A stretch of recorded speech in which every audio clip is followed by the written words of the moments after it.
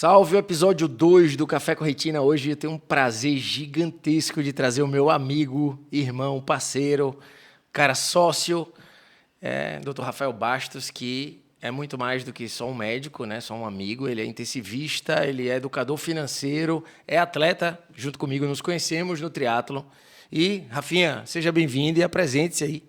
Pai, estou bem feliz aqui pela empreitada, você sempre na vanguarda trazendo coisas novas, né? Então, parabéns mais uma vez. Prazer estar aqui, sou muito seu fã, você sabe disso, né? A nossa amizade é construída em base de admiração, isso fortalece demais os vínculos. Cara, eu sou um filho de professor, sou um cara simples, sou um cara que, fiz faculdade de medicina, depois me especializei em terapia intensiva e comecei a entender que a gente precisava empreender de algumas formas, fora ou dentro da medicina, e foi assim que eu comecei a trabalhar com finanças. Isso acabou virando um negócio porque eu comecei a entender que eu poderia ajudar outras pessoas fazendo isso também. Conta a história do nosso encontro que fez você entrar no mundo das finanças. Porque a gente já estava junto no triatlon, no esporte. E daí eu me lembro que eu ia trazer o curso do Francinaldo para cá, que é um grande amigo nosso, grande ídolo, e fala sobre educação financeira. E aí, conte aí. Nesse ponto, isso é engraçado também. Eu até, acho que eu tô com 43 hoje, então até os 36 ou 7, eu era um cara absolutamente leigo, padrão do médico formado, né? Sabe muita medicina e não sabe nada sobre as outras coisas. E aí eu lembro que a gente tinha uma turma, né? Que deram 10 alunos e só tinham 9 inscritos, faltava um para fechar a turma, e o o Francinaldo Gomes, neurocirurgião, colega nosso aí, virou amigo agora. E o Bruno queria trazer esse cara para cá, para fechar uma turma, faltava um cara. E você insistindo, Rafa, vamos lá, vamos fazer esse negócio. Eu falei, cara, não vou deixar meu dia de treino para perder meu tempo, perder meu dinheiro nisso, não. E aí eu tava no restaurante, eu dei um vacilo lá na carteira. Caro, né? Porra, era R$1.400 para mudar a vida. Ah, louco, mas era caríssimo na época. Isso. E aí eu lembro que eu dei um vacilo na carteira, você pegou a carteira, pegou meu cartão, me inscreveu.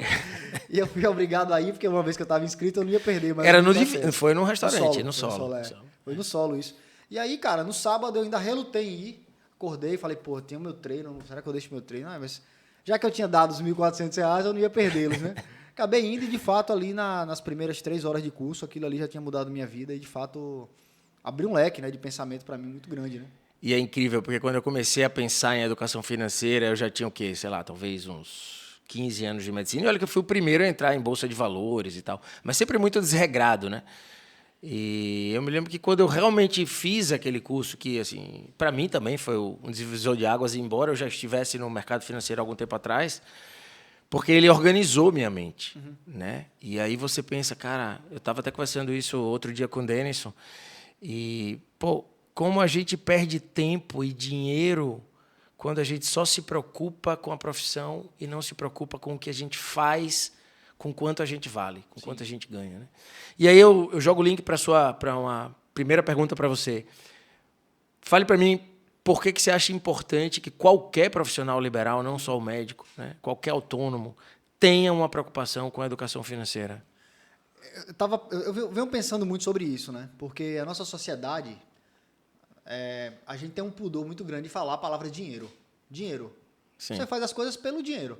Você pode ter envolvido dentro do âmbito das suas escolhas, sei lá, tem um idealismo de fazer isso, eu tenho mais aptidão para fazer isso, é óbvio, tá tudo bem. Mas você também faz as coisas, as suas escolhas também são baseadas no dinheiro, né? Então, e não tem problema nisso. Nenhum problema nisso, né? A gente vem de uma cultura que é feio ganhar dinheiro ou ter lucro. Isso, a gente demoniza o empresário, a gente demoniza quem produz às vezes, né? A gente tem pudor de falar em dinheiro. Não, eu também faço as coisas pelo dinheiro, tá? Também faz parte dos motivos, né? Então, imagina o seguinte, você faz uma escolha sobre a sua profissão. Para que você quer uma profissão? Você quer segurança, você quer estabilidade. E quem vai te dar isso também é o dinheiro. Sim. Então você se forma para isso. Você se especializa para ganhar cada vez mais, para o seu ticket subir e você ganha mais dinheiro. Aí você começa a ganhar mais dinheiro e você não sabe o que vai fazer com isso.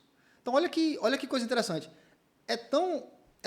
Você dá dinheiro para o ignorante é a mesma coisa que você dá uma Ferrari para um cara que não sabe dirigir, né? E dinheiro tem isso, né? Se você não der endereço para ele, ele some.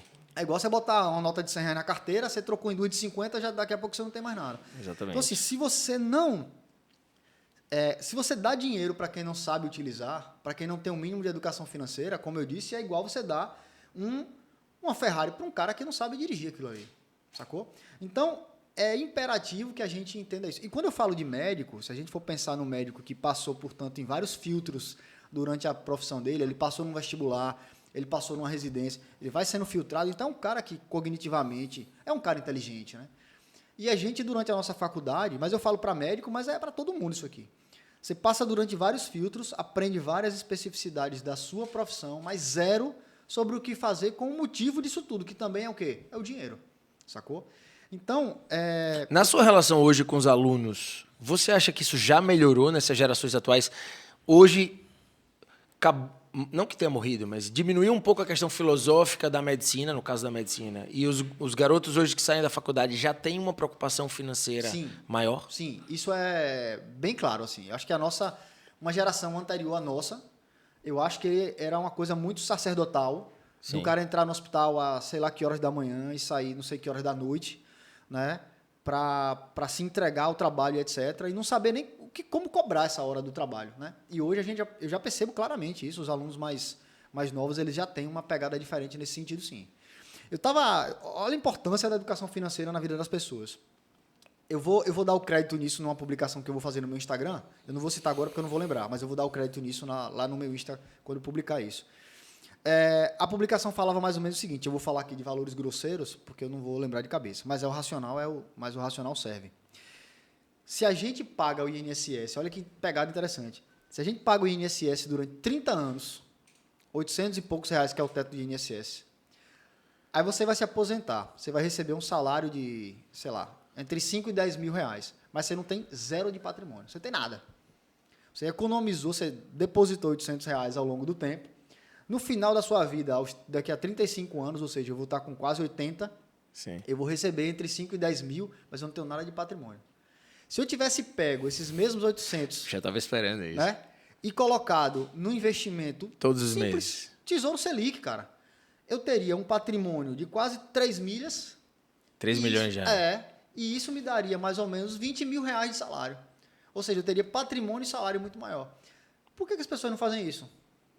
Disciplina. Ignorância do ponto de vista financeiro.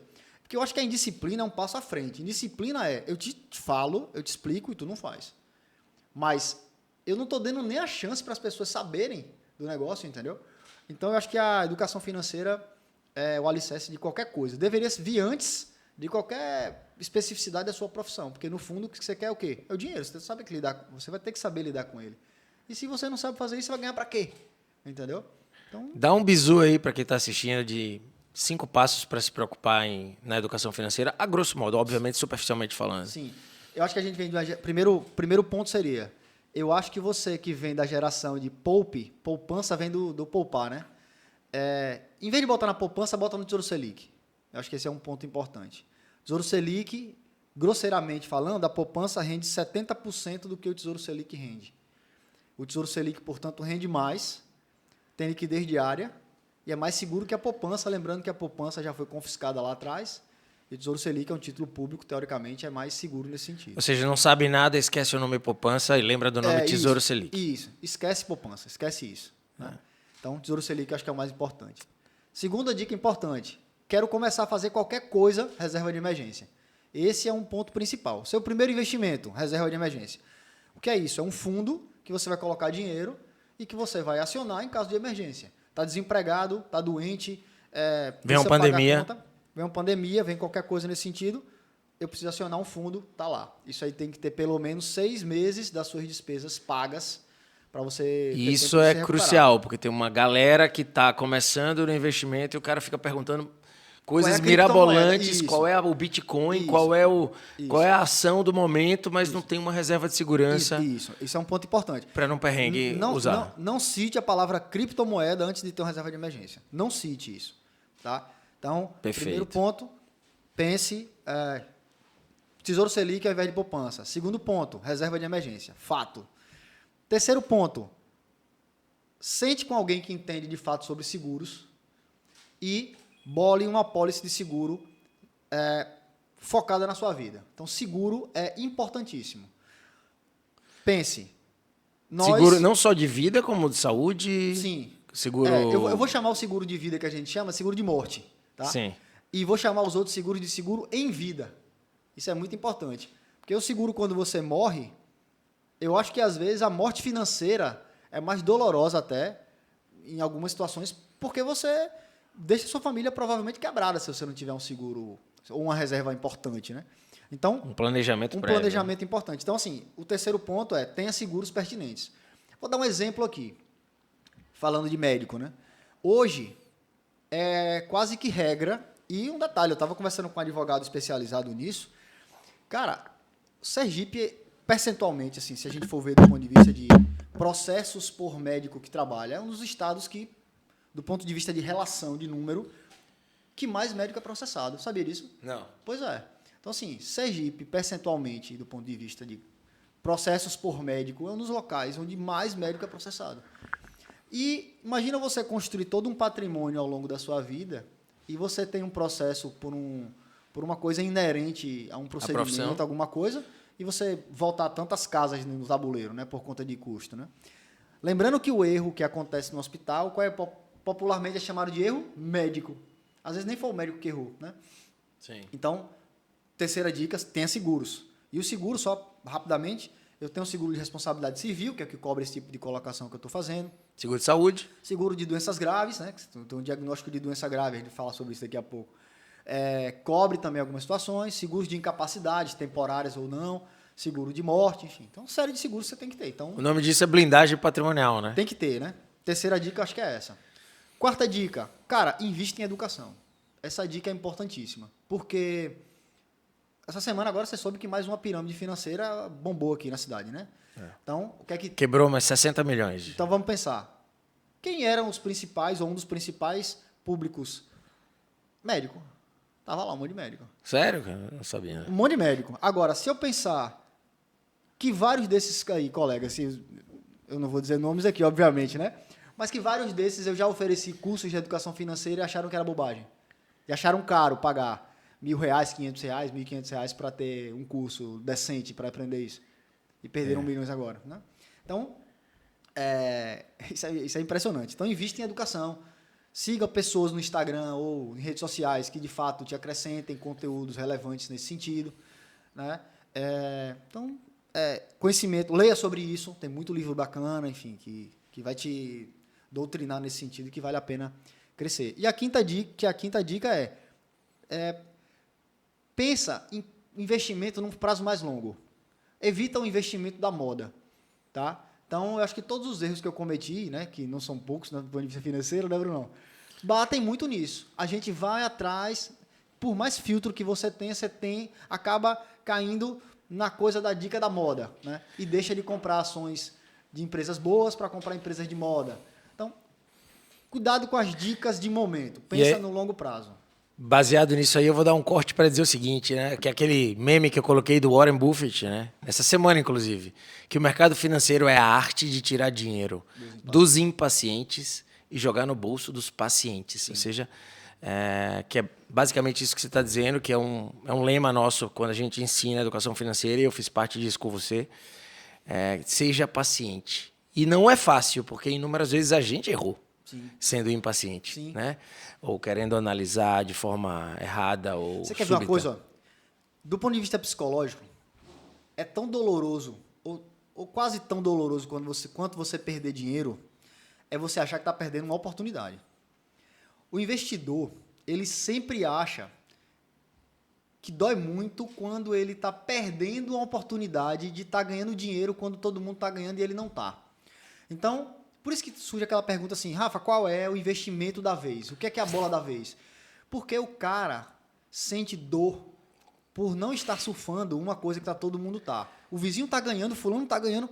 E dói mais saber que o outro tá ganhando e ele não. É isso, então ele tá perdendo uma chance de estar ganhando. Meu Deus do céu, você tá ganhando e eu não tô, né? Aí você, às vezes, acaba entrando em situações que são ruins, né? As pirâmides financeiras são baseadas nisso, né? Bom, e eu vivi com você nesse período aí juntos, né? Um monte de coisa, né? A gente entrou no mercado na educação financeira.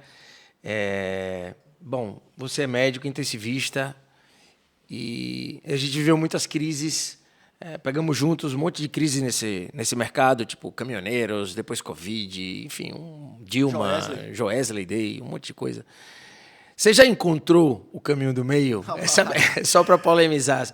Você agora é pai, né? É um homem pai, médico e agora educador financeiro. Já achou o caminho do meio ou você acha que essa é uma busca... Difícil de encontrar o equilíbrio. Difícil... Não encontrei não. Isso é fato, né?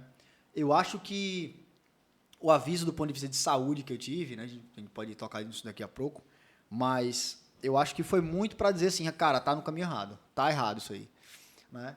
Não que o caminho em si fosse errado, mas a entrega de energia estava desproporcional em alguns pontos, né? Sim. Na época que a gente fazia triatlon lá atrás, que a gente não trabalhava com finanças e etc., a gente tinha uma vida de fato mais leve, assim, eu acho. A gente era médico, né? Eu e você, assim.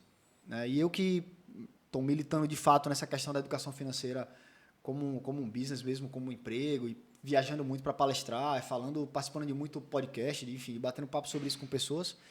Isso acabou virando um business para mim, de fato, né? Como você bem sabe. Mas naquela época eu era um cara que era médico e triatleta, então minha preocupação era encaixar o treino do dia dentro da minha rotina de médico, né? E como eu sempre tive um estilo de vida mais simples, enfim, sou um cara mais tranquilo em relação à grana mesmo, então eu trabalhava menos do que a maioria já, né? Tinha uma organização mínima ali de finanças já, e minha preocupação era essa, cara. Como é que eu vou jogar 3 horas e meia de treino de ciclismo num dia meio corrido? E sobrava o bem mais precioso, que é o tempo. E o tempo, cara. Isso aí era fato, né? Depois eu virei educador financeiro, as coisas começaram a tomar uma proporção realmente fora do que a gente imaginava, né? A Turbine, que era a nossa empresa, começou a crescer demais. A gente começou a dar 2 cursos por mês. Era muita gente correndo atrás da gente ali naquele momento. A gente não quis perder o surf que a onda estava trazendo, né? O trem estava passando e a gente resolveu entrar naquilo ali. A gente se entregou muito naquele momento ali nas coisas. E o mercado financeiro, de fato, é um mercado estressante. Não é simples, assim, é uma coisa, principalmente quando você começa a ser responsável por uma série de outras coisas, quando as pessoas começam a ouvir sua opinião com respeito e te seguem de algum jeito, isso acaba sendo... traz uma responsabilidade grande pra gente, né? Então, a gente precisou acordar cedo e estar olhando quanto é que o minério de ferro lá em Dalian abriu, né? Como tinha sido o mercado em Tóquio. Se aquela medida provisória ia ter impacto num banco, na taxa... Cara, você começa a ficar meio... vira trabalho isso aí, né? O que me fez começar a desligar um pouco do mercado financeiro e dessa vida de educador financeiro, e que eu percebi lá atrás, talvez um pouco antes de vocês, né, é que existia um paradoxo entre ensinar as pessoas a valorizar e sobrar o bem mais precioso chamado tempo, e, na verdade, eu me via ali completamente neurotizado, preso, amarrado dentro daquela bolha financeira que começava com o preço do petróleo 7 da manhã. Exatamente isso. Numa crise do petróleo, eu falei, cara, é um paradoxo. Eu estou tentando ensinar para as pessoas que essa educação financeira é para poupar tempo, sobrar... Eu não sei se você tinha essa impressão, mas eu tinha essa dor, assim. Isso é um negócio que eu nunca falei assim abertamente, mas eu tinha essa dor, cara. Quando a gente estava dando curso ali de operador de opções ou qualquer treinamento focado no investimento, e eu começava a falar, eu mostrava foto da família, porra, aquilo ali me doía, porque eu disse, porra, eu tô mentindo, isso não tá na minha vida, isso aqui, cara. Né? Isso era pra estar. Era pra estar. Eu tô ensinando, mas não tô fazendo. Aquilo ali, cara, assim, era torturante em alguns sentidos. Não que eu não quisesse, não que eu estivesse vendendo uma ideia do que eu não era, tá? Mas eu acho que as coisas começaram a sair do controle por conta da demanda que existia entre a gente, em cima da gente naquele período ali, sacou? Certo. E como você me conhece, eu sou um cara de muita entrega, eu me enfio na coisa ali, muita energia e quero fazer acontecer realmente. E aquilo me tomou muita coisa, né? Então, uma reflexão importante. Toda vez que você quer fazer alguma coisa para alguém, você vai tirar do tempo seu. Então, o que é que eu me vi?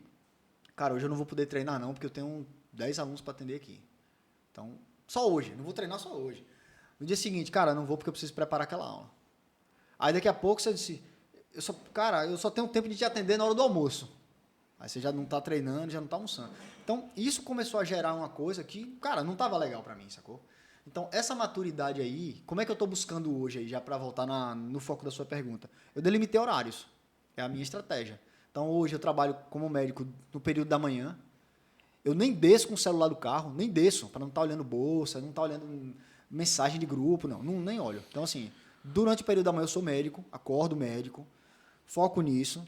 Todo dia, para um exercício de desacelerar, todo dia eu faço isso. Eu comprei um livro sobre estoicismo, que eu acho que é uma leitura bem bacana, que eu estou começando a me aprofundar nessa pegada também, que tem muito a ver comigo já. E todo dia tem uma lição do dia, uma página. Tipo aquele minuto de sabedoria, tá ligado? Que tu abre lá e vê. É a mesma coisa. Tu abre lá. E eu disse, ó... Tipo o mantra de a gente precisa de pouco para ser feliz. É uma lição disso aí. Então, o que é que você vai fazer? Eu acordo, desacelero, faço um café, sento, tá? Detalhe, tá? Aquelas postagens do café, quando você posta um café, o café, ele tem um significado importante que às vezes as pessoas não entenderam. O café... Ninguém toma café correndo. Você toma café relaxando, cara. Quando você diz assim, eu vou ali fora tomar um cafezinho, o que é que o cara tá querendo dizer com isso? Eu vou ali fora dar uma respirada, velho. Então, quando você tira uma foto tomando um café, você está dizendo para o mundo... Tô pensando um pouco aqui. Parei, cara, aqui. Eu tô parado aqui, parei esse momento aqui para fazer isso. Então, eu faço um café, abro esse livro, isso pega 5 minutos da minha vida. Meu irmão, isso é a hora que eu faço... Que eu pulo da cama e vou tomar banho, isso aí é a hora que eu faço... Calma, vai devagar. Slow. É isso. E aí, período da manhã eu sou médico, almoço, isso é religioso. Só tem um aluno que eu atendo dia de quarta-feira na hora do almoço, que eu já estou negociando que isso vai acabar. E durante o período da tarde eu trabalho como educador financeiro. Eu atendo alunos, eu faço operações em bolsa, eu faço as mentorias que a gente tem lá. E às 17 horas a bolsa tem horário para acabar. Acabou o pregão, acabou a história. Acabou a história. Entendeu? Então, depois dali, aí eu vou fazer meu treino até às 19 horas, vou ajudar a botar os moleques para dormir, fazer minhas coisas, vou jantar, enfim. Imagino que tenha diminuído de ler um pouco de notícias, né? Muito, cara, assim. Só para você ter uma ideia, eu saí de praticamente todos os grupos de influenciadores que eu estava. Todos, praticamente. 1 ou 2 eu fiquei por conta de networking para aprender, Certo. que é um... Mas aquele negócio... bom dia, não sei o quê. Meu irmão, não tô mais, velho. Porque... Ou seja, achar o caminho do meio. Educação financeira, sim, mas para você achar o caminho do meio, para você ter o tempo para você. O grande problema pra gente, Bruno, é que isso virou uma profissão, né, cara? Sim. Então, eu me encaro assim, eu era o R1 de mercado financeiro, sacou? O R1 para quem não é da medicina, é o primeiro ano de especialização, de residência ali. No R2 você já está numa vida mais... As coisas vão... É uma maturidade também que você vai tendo, né? Eu acho que isso é o tempo mesmo. Hoje eu acho que eu estou melhor, mas ainda estou buscando. Então, assim, vou jogar agora o seu storytelling de vida, né? Acho que até você já deu mais ou menos um spoiler aqui. Uhum. Você acha, pelo que você deixou entender, que todo esse tumulto que a sua vida gerou nesse período que a educação financeira veio como uma avalanche, deve ter balançado com seu neuropsicoemocional aí, e você desenvolveu um tumor, né? Sim, isso. E eu queria que você falasse um pouco sobre isso e como você decidiu compartilhar com as pessoas essa dor, por que você decidiu compartilhar com essas pessoas. E como é que foi todo esse babado aí? É um processo complexo, né? Realmente não foi fácil. Eu estou com 43 anos, eu tinha feito 43 no dia 11 de abril e no dia 16 eu descobri que tinha um tumor na cabeça. Né? É um negócio meio maluco isso. Eu acho que... Cara, eu acho que, na verdade, do ponto de vista do Rafael... Família, assim, pensamento, sacou? Eu estava num momento bom da minha vida pessoal, sabe assim? Acho que isso é um ponto muito, muito importante de falar. A vida pessoal, a vida familiar é tudo, cara. Se isso tivesse ruim, realmente o desfecho talvez fosse outro, a Via Crucis teria sido muito mais... Dolorosa. E você sabe que eu sou um cara que eu, né? Eu lembro que a gente brincava muito no triatlon, né? Se um piquinês corresse atrás da bicicleta, na hora que eu ia contar, era um pitbull. Sempre era um negócio... Um labrador, uma chuva, um monstro. Uma brisa, era uma chuva imensa, era um cara sempre cheio de hipérboles ali nas falas, né? Então, eu imagino uma situação dessa em algum momento anterior desse. Seria assim, sei lá, Via Crucis, literalmente. Primeira decisão que eu tive, cara, foi... Eu descobri isso num domingo. Primeira decisão que eu tive foi que eu ia trabalhar no meu plantão nas 7 da manhã na segunda-feira, portanto, no dia seguinte, normalmente. Era o neurinoma, né? Era, isso. Eu descobri o neurinoma do acústico, é um tumor que fica próximo ao tronco cerebral, é uma área bem nobre, né? É um tumor do 8º pacraniano, né? Para quem é médico que está me ouvindo aí. E eu comecei a desconfiar disso porque eu estava perdendo a audição. E a gente tinha até conversado, Bruno, eu tô... Porra, Com as tonturas? eu fico com as tonturas. Será que não é dos óculos e tal? Então, e aí, era um neurinoma do acústico, um tumor benigno intracraniano, próximo ao tronco cerebral, e precisava ser operado porque já estava bem grande, né? Então, precisava ser operado. Então, naquele momento ali, esse foi um primeiro ponto. Falei, cara, eu preciso trabalhar, preciso seguir minha vida aqui. Eu vou trabalhar amanhã. E 7 horas da manhã, estava no hospital universitário, dando meu plantão e seguindo minha vida. Depois disso, eu comecei a usar o meu lado mais estoico aí, né? Que é assim, eu vou fazer tudo que eu puder, dentro das minhas possibilidades, e a outra parte, a energia, o Deus, enfim, qualquer crença que quem tiver, a minha Deus, vai fazer a parte dele. Você foi trabalhar as variáveis controláveis. É isso. No triatlo a gente aprende isso, né? O triatlo ensina isso pra gente também. Então, no triatlo eu posso me alimentar bem, treinar forte, cuidar bem do meu equipamento, mas se no dia vai chover ou fazer sol, se o vento vai estar mais forte ou não, isso não depende da gente, né? Sim. E a vida é desse jeito. Então, eu tentei escolher a melhor equipe que eu pude, no melhor hospital que eu pude. Eu voltei a treinar mais forte na época, para fisicamente estar bem, para a recuperação ser melhor. A minha dieta era menos inflamatória e mais pró-cicatrizante. Tudo que eu pude fazer, eu tentei fazer. Era o que estava ao meu alcance e eu foquei nisso. Né? Ou seja, o sangue frio de você ser um planejador nessa hora, de estar pronto para o que viria. Né? Esse foi um ponto importante. O outro ponto importante dessa questão toda eu não posso deixar minha família desamparada. E aí esse planejamento financeiro, né, que eu tinha foi fundamental nisso. Porque eu pude focar exclusivamente no tratamento da doença ali, né? Então, se eu ficasse sequelado, tinha reserva de emergência e seguro para cobrir isso. Se eu falecesse, também tinha apólice para cobrir isso, né? Então, eu tinha uma reserva para poder custear o tratamento da forma melhor que eu pudesse ali. Nesse momento, você viu se materializar de verdade seus cuidados de educação financeira. Pronto, ali foi, cara. Eu acho que ali foi assim... foi a prova, por isso que tem muita gente me convidando para falar sobre isso, principalmente para médico, né? Cara, isso foi a prova viva de que esse negócio dá certo, cara. Porque se eu não tivesse isso, eu vou te falar um negócio. O desfecho poderia ter sido igual, mas eu tinha pirado muito mais no trajeto, sacou? Porque isso foi que me deu tranquilidade, cara. Na hora que eu deitei lá, que fui anestesiado, passei todas as contas e as senhas para a Bia, o telefone saiu de Laures para resolver as buchas com opções que caso acontecesse. O telefone do cara do... Meu irmão, eu fui dormir ali e acabou, velho. Não tinha outra preocupação. Antes da anestesia, virou pro cara, fez agora com você, minha parte eu já fiz. Minha parte está feita, né?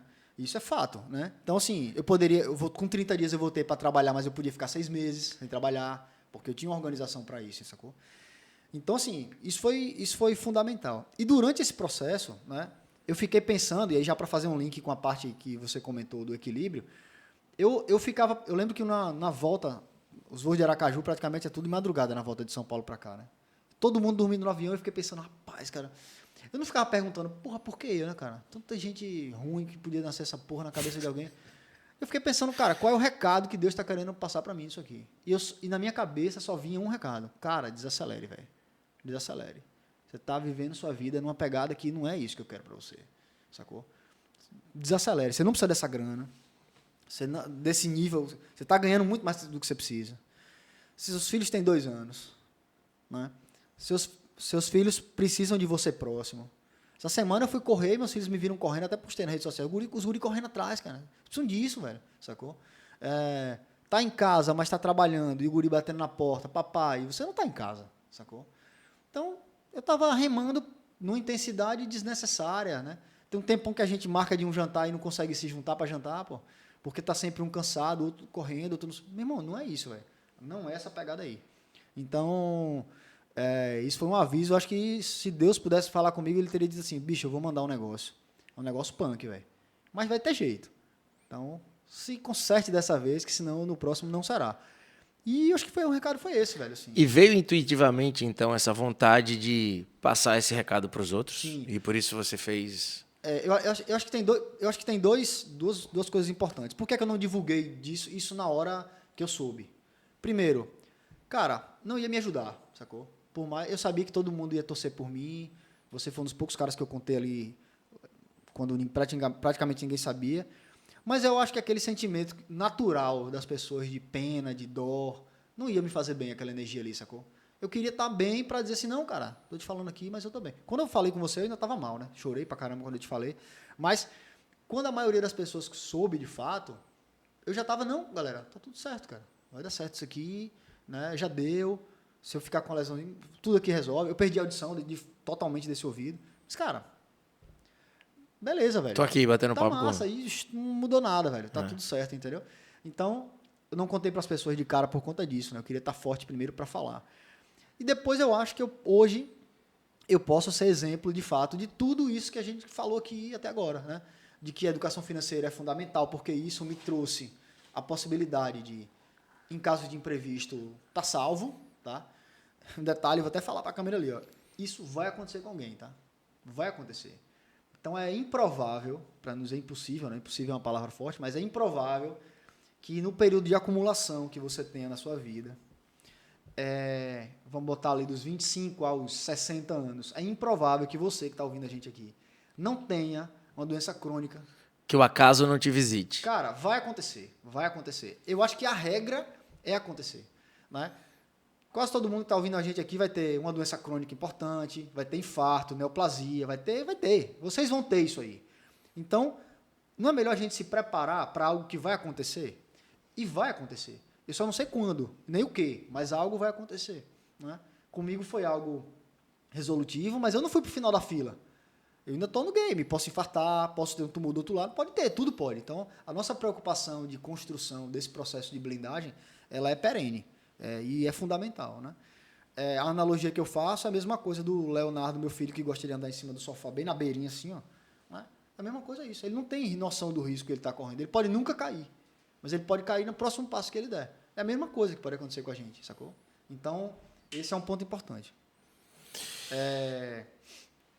Além disso, além dessa blindagem financeira, porque de fato é importante isso ao longo desse trajeto, eu resolvi falar para as pessoas porque eu acho que quando acontece com alguém que é próximo a eles, ou alguém que ele se identifica de fato, não é um personagem de longe, sacou?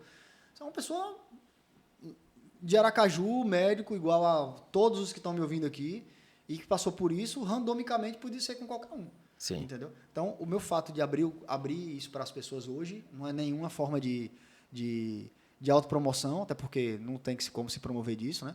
Mas eu acho que o recado está sendo bem dado, até porque, minhas redes sociais foi uma surpresa isso aí, né? Saí de 5 mil para 30 mil seguidores, eu nem imaginei que tinha tanta gente com o mesmo problema no Brasil, e isso acaba motivando as pessoas do ponto de vista, né? De passar energia positiva, de que deu certo comigo e vai dar certo com eles também, mas também explicar para eles que essa construção de blindagem financeira foi fundamental nesse processo todo. É que todo esse processo, no fundo, foi uma grande lição de vida, né? Então, é muito fácil se identificar com isso que você passou de alguma forma. Sim. Em nossas vidas, né? Seja pelo aprendizado de que a vida é uma maratona e que muitas coisas podem acontecer que a gente não controla ao longo do período. Sim. Né? Que a educação financeira é importante e, no seu caso, na real, fez toda a diferença. Salvou minha vida, cara. Para você dizer, eu tenho a tranquilidade para lidar com o problema. Isso. E o resto, eu planejei estar amparado se acontecer a possibilidade A, a possibilidade B ou a possibilidade C.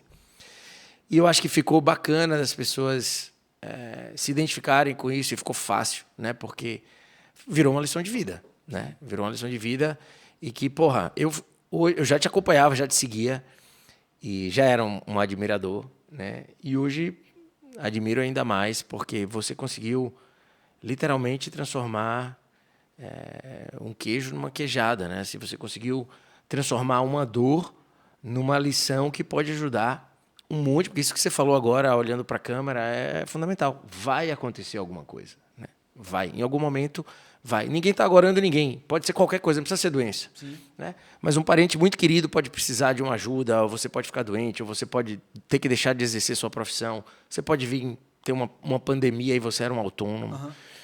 Então, é muito fácil de identificar com tudo que você passou. Eu queria dizer mais uma vez que bater papo com você é, assim, fluido, né? A gente é muito amigo, tem um carinho muito especial por você. E agradecer sua vinda aqui. Queria que você desse um fechamento. Uhum. Falando aí o que você quisesse, algum recado. Eu acho que para fechar, eu diria que a gente fala muito para as pessoas do longo prazo, né? Isso aqui é para o longo prazo, isso aqui é para o longo prazo. Mas o longo prazo, cara, ele é composto de momentos de curto, né? Curto prazo. Então, é importante a gente curtir essa trajetória com responsabilidade, construindo as coisas, focando no longo prazo. Mas, de fato, se essa construção for danosa para a sua saúde, para as suas relações com as pessoas, para o seu processo de trabalho do dia a dia, não vai ter longo prazo para você, velho. Sim. Não vai chegar no longo prazo, sacou? Então, e eu acho que isso que aconteceu comigo foi um pouco disso aí, sabe?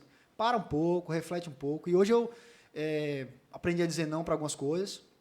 Então, acho que a reflexão principal é essa. Cuida do curto prazo, senão não vai chegar no longo. Acho que esse é o recado.